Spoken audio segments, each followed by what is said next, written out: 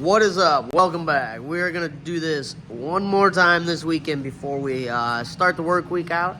And we are going to start with this sword looking thing.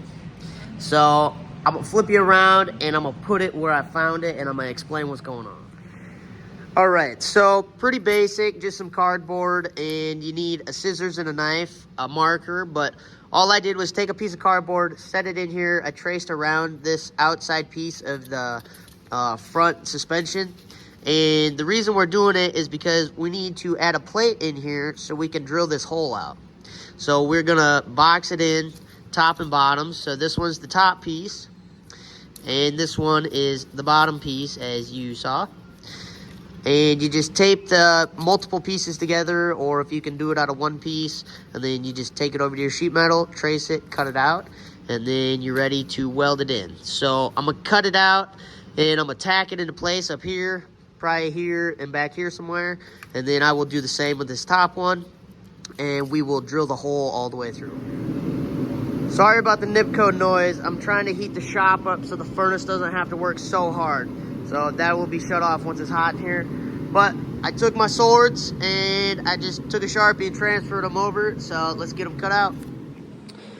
Okay, so we got our piece cut out here and shaped mostly. So I'm gonna go ahead and start with my tack up here in the middle and in the back. All right, so I got my buddy Cole helping me today, so it's gonna go a little bit faster. But we got the bottom one tacked in, and we cut the top one out. We had to add an inch after we held our cardboard up again, but that's no big deal. And we cut it out, so now we'll tack this one in. We'll get the back flat, and then we'll tack it up here in the flat spot, and then we'll hammer the bottom of this so it's up with this raised spot, and the same in the front. Then once all of this is done, we should be able to crush sleeve it after we drill our holes. Okay, so we got the front crush sleeve in now. It's welded out, and before we put the side one on, we're gonna do this other side.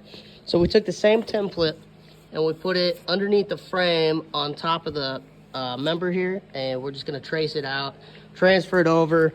We are cutting this tab off because we don't need it. We took it off this side. So let's cut it out. I need to clean my mess up, but we got the driver's side in, hole punched, crushed sleeve welded in, both of them welded up. So I'm gonna go back, I'm gonna grind this weld off so you pretty much don't know that that wasn't part of the frame. And then we'll come back and get the plate cut for this. And then from there, you should get the gist of how everything goes. This has to get plated back in, and then a plate goes up in there so you can bolt that on. And then the same with your sway bar. You just move your bushing over a little bit or build a tab out and you can put your strap on it. So when I was welding this plate in, I got a little warm and it burned in a little too deep. You just come back in and your little holes, so like there's little holes here, you just fill them in with weld like this. And then you come back and grind it back smooth. So I'm gonna hit this quick and then I'll show you. All right, so as you can see, we filled in the holes, grinded them down. I filled them in one more time and ground them down to get to this stage. But as you can see, if you do spend enough time with it, you can make it look like it was never not part of it.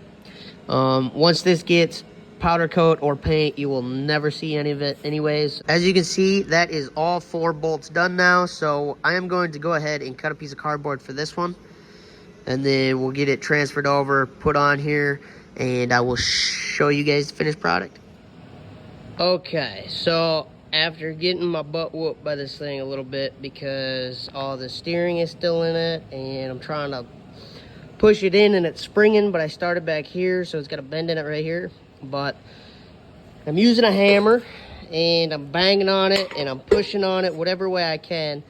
So my next tack will be about right here, and then I'll start bending it around and tacking it.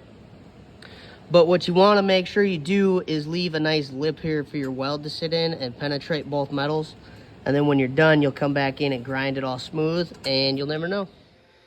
All right, both boxes in. The bottom is not welded fully, so I got to go back and get that once it is lifted off this front suspension.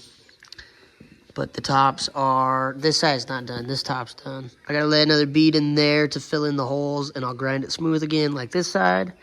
And just like that, you got a Crown Vic front end in your 80s Bold Nose F-Series truck.